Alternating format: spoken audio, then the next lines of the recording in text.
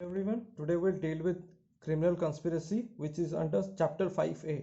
This chapter was inserted in the penal code in late 1913. So section 120A of IPC deals with criminal conspiracy. So now let's start the video. Do go through the video till the end. So it says when two or more persons agree to do or cause to be done an illegal act or an act which is not illegal, that means legal act by illegal means, such an agreement is designated a criminal conspiracy. So the ingredients of the offense of criminal conspiracy are that there should be an agreement between the persons who are alleged to conspire, and the said agreement should be for doing of an illegal act or for doing by illegal means an act which by itself may not be illegal. So what is illegal has been laid under section 43 of the IPC, which is an offense or anything that is prohibited by law or anything that furnishes ground for civil action or that omitting what is legal for him to do. That means he is legally bound to do but he omits that thing. These all are illegal.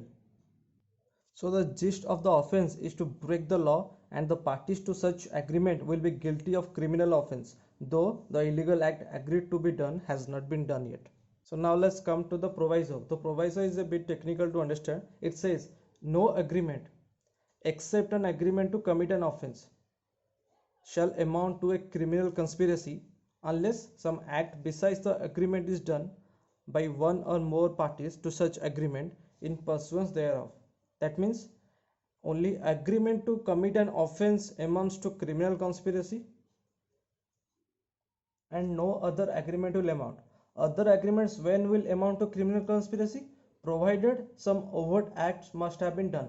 But in agreement to commit an offense is itself criminal conspiracy, and other agreements will not be amounting to criminal conspiracy unless some overt act must have been done pursuant thereof. So now let's understand this through an example. Suppose A, B, C and D, these four agree to commit rape on X. That means they are agreeing to commit an offense. So they are liable to criminal conspiracy as rape itself an offense, although they have not committed the rape yet. In another example, suppose A and B say to C that you please break the contract with D and we will pay you more. It is not criminal conspiracy as no act has been done. But when C does break the contract with D, then AB will be liable for criminal conspiracy. That means overt act has been done in pursuance to the agreement. So in short we can say in offense only mere agreement is enough, whereas in other acts agreement plus some overt act must have been done. Also there is an explanation to this section that it is immaterial whether the illegal act is the ultimate object of such agreement or is merely incidental to that object. It does not matter whether such illegal act is the ultimate object or not. In the case of Bimbadhar Pradhan vs State of Odisha, it says as the offense of criminal conspiracy is complete as soon as the agreement to commit an offense is made. So it is immaterial whether substantive offense pursuant to it is committed or not.